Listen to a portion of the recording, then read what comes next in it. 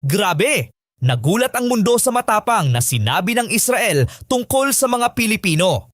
Hindi ito pangkaraniwang pahayag sa mundo ng geopolitics. Sa dami ng bansa sa mundo, bakit biglang napunta ang atensyon sa Philippines? Ano ba ang ginawa ng mga Pilipino? Bakit nagulat ang maraming tao nang marinig nila ang mga salitang iyon? May nangyari ba sa nakaraan na hindi alam ng karamihan? Isang desisyon ba ito na nagbago ng buhay ng libo-libong tao? At kung totoo iyon, bakit hindi ito masyadong tinuturo sa kasaysayan? Sa video na ito, bubuksan natin ang isang nakakagulat na kwento sa pagitan ng dalawang bansang napakalayo sa isa't isa. Isang kwento na hanggang ngayon ay hindi pa rin nakakalimutan ng maraming Israeli. Isang matapang na pahayag mula sa mga lider ng Israel ang muling nagbigay pansin sa kakaibang relasyon ng kanilang bansa sa Philippines. Sa panahon ngayon na patuloy ang tensyon sa pagitan ng Israel at Iran, maraming bansa ang nagiging maingat sa kanilang mga salita. Ngunit may isang bagay na hindi kailanman nakalimutan ng Israel, ang kabutihang ipinakita ng Pilipinas noong isa sa pinakamadilim na panahon sa kasaysayan ng mga Hudyo. Kaya ngayon, habang nagaganap ang bagong krisis sa gitnang silangan, may mga pahayag mula sa Israel na muling nagpapaalala kung bakit espesyal ang Pilipinas sa kanilang puso. Pero bakit nga ba? Bakit sa dami ng bansa sa mundo, tila may kakaibang respeto ang Israel sa Pilipinas? At posible bang sa gitna ng lumalalang tensyon ngayon, ang Pilipinas ang maging isa sa mga ligtas na lugar para sa mga Israeli? Para maintindihan natin ito, kailangan nating bumalik sa kasaysayan. Balikan natin ang dekada. Noong 1935, ipinasa ang Nuremberg Laws, mga batas na nagtanggal sa mga Hudyo ng kanilang citizenship at mga pangunahing karapatan bilang mamamayan ng Germany. Sa isang iglap, milyon-milyong tao ang naging parang dayuhan sa sarili nilang bansa. At pagkatapos, dumating ang isa pang nakakatakot na pangyayari. Noong 1938, naganap ang Kristallnacht, kilala rin bilang Night of Broken Glass. Sa loob lamang ng isang gabi, sinalakay ng mga Nazi ang mga komunidad ng Hudyo. Mahigit 7,000 tindahan ang winasak. Daan-daang sinagoga ang sinunog. Libo-libong Hudyo ang inaresto at dinala sa mga kampo. Ang mga kalsada ay napuno ng basag na salamin mula sa mga tindahang winasak, kaya tinawag itong Night of Broken Glass. Pagkatapos ng gabing iyon, malinaw na sa maraming Hudyo ang isang bagay.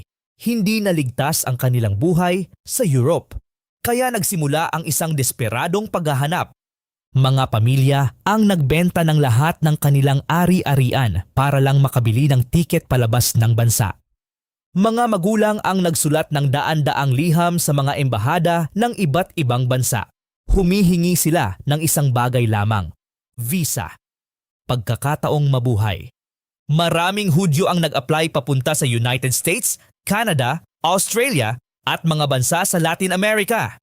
Ngunit sa kabila ng kanilang pagmamakaawa, karamihan sa mga pintuan ay nanatiling sarado. May mga bansa na may mahigpit na immigration quota. Ang iba naman ay takot na tanggapin ang mas maraming refugee dahil sa krisis sa ekonomiya ng panahong iyon, ang Great Depression. May ilan pang opisyal na tahasang nagsabi, hindi namin problema ang krisis ng Europe. Isipin mo ang sitwasyon ng mga pamilyang iyon. May mga ama na naghintay ng ilang buwan sa pila sa mga embahada, dala ang kanilang mga dokumento at pag-asa. May mga ina na araw-araw nagdarasal na sana may bansang tumanggap sa kanila. At may mga bata na hindi pa lubos na uunawaan kung bakit biglang kailangan nilang iwan ang kanilang tahanan. May isang sikat na halimbawa ng trahedyang ito. Noong 1939, ang barkong MS St. Louis ay nagdala ng mahigit 900 Hudyo na tumatakas mula Germany patungong Cuba. Ngunit pagdating nila doon, tinanggihan sila ng gobyerno. Sinubukan nilang pumunta sa United States. Tumanggi rin. Sinubukan nila sa Canada. Tumanggi rin. Sa huli, napilitan ang barko na bumalik sa Europe, kung saan marami sa mga pasahero nito ang kalaunan ay naging biktima ng Holocaust. Ganito kalupit ang realidad ng panahong iyon. Habang lumalala ang panganib sa Europe, kakaunti ang mga bansang handang tumulong. Para sa maraming Hudyo, parang unti-unting nagsasara ang mundo. Halos wala nang matatakbuhan, halos wala nang pag-asa. Pero sa gitna ng kadilimang iyon, may isang hindi inaasahang bansa na nagdesisyong gumawa ng kakaiba. Isang bansa sa Asia. Isang bansang noon ay hindi pa ganap na malaya. At ang desisyong gagawin ng bansang iyon ay magliligtas ng libo-libong buhay. Ang bansang iyon ay ang Pilipinas. Noong 1937, gumawa ng isang makasaysayang desisyon ang lider ng Pilipinas na si Manuel L. Quezon. Sa kabila ng limitadong resources ng bansa, pumayag siyang tanggapin ang libo-libong Jewish refugees. Hindi lang ito simpleng humanitarian act. Ito ay isang napakatapang na desisyon. Sa panahong iyon, marami pang bansa ang tumanggi sa mga Hudyo. Ngunit sinabi ni Quezon ang isang bagay na tumatak sa kasaysayan. Kung may kakayahan tayong tumulong sa mga taong nangangailangan, bakit natin sila tatanggihan? Dahil dito, mahigit 1,000 Jewish refugees ang nakahanap ng bagong buhay sa Maynila. Tinawag pa nga itong open door policy ng Pilipinas. Maraming Hudyo ang nagsimula muli ng kanilang buhay dito. Nagtayo sila ng negosyo. Nagkaroon ng pamilya. At ang ilan sa kanilang mga apo ay nabubuhay pa ngayon. Ngayon isipin mo ito. Kung ikaw ay isang Israeli ngayon at alam mong noong tinanggihan kayo ng mundo, isang maliit na bansa sa Asia ang nagligtas sa inyong mga ninuno, hindi mo ba yun makakalimutan? Pagkatapos ng ikalawang digmaang pandaigdig, muling nagkaroon ng mahalagang papel ang Pilipinas sa kasaysayan ng Israel. Noong 1947, nagkaroon ng botohan sa United Nations tungkol sa pagtatatag ng isang Jewish state. Ang tanong, papayagan ba ang paglikha ng bansang Israel? Maraming bansa ang nag-alinlangan, marami rin ang tumutol. Ngunit may isang bansa sa Asia na nagbigay ng mahalagang boto pabor sa Israel. Ang bansang iyon ay ang Pilipinas. Ang boto ng Pilipinas ay naging isa sa mga dahilan kung bakit tuluyang naitatag ang Israel noong 1948.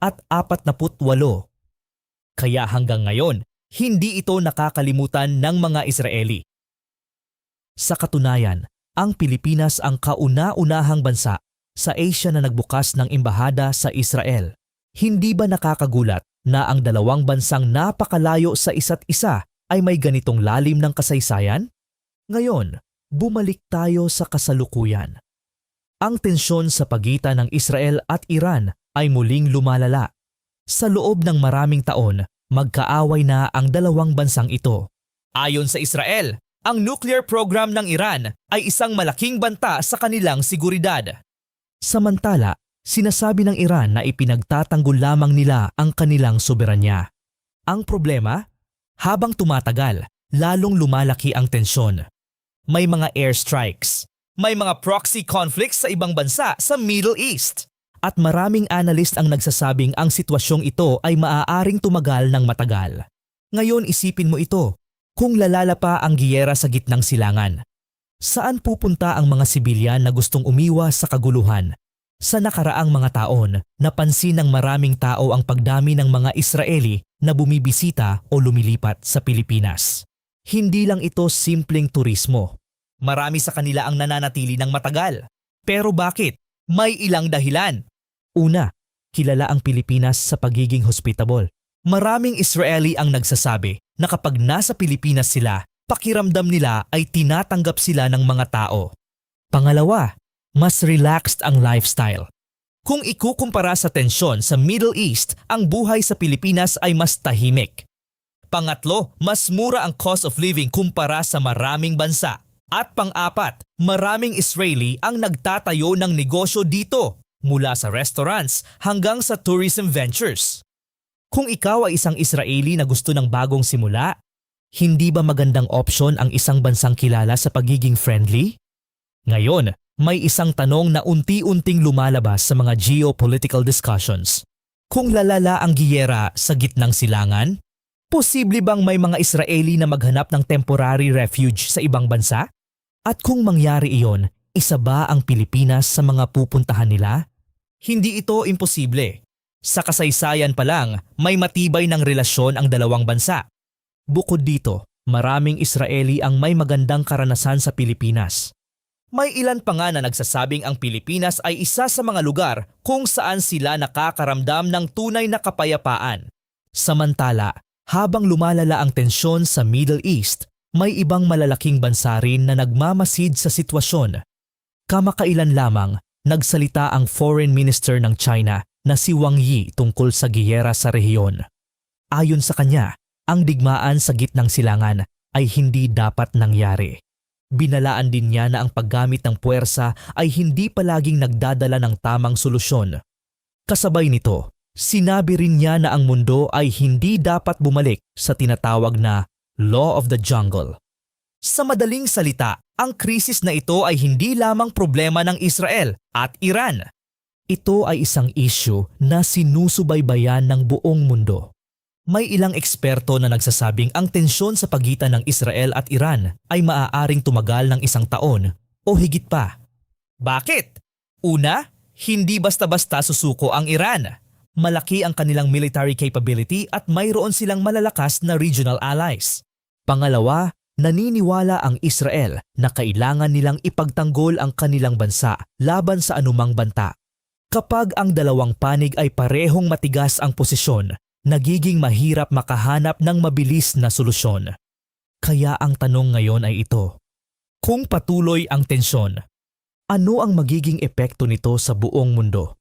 At anong papel ang maaaring gampanan ng mga bansang tulad ng Pilipinas? Sa kasaysayan ng mundo, hindi lahat ng bansa ay nagkaroon ng pagkakataong gumawa ng isang desisyong nagligtas ng buhay ng iba. Ngunit ginawa iyon ng Pilipinas. Noong tinanggihan ng marami ang mga Hudyo, may isang bansang nagsabi, "Halika, dito kayo." At hanggang ngayon, ang alaala na iyon ay buhay pa rin sa puso ng maraming Israeli. Kaya habang nagbabago ang mundo at lumalabas ang mga bagong krisis, may isang tanong na maaaring itanong ng marami. Kung sakaling dumating muli ang panahon na kailangan ng tulong ng mga tao mula sa gitnang silangan, magiging bukas pa rin kaya ang pintuan ng Pilipinas tulad ng dati? At kung mangyari iyon, handa kaya ang mundo na makita muli ang kabutihang loob ng mga Pilipino?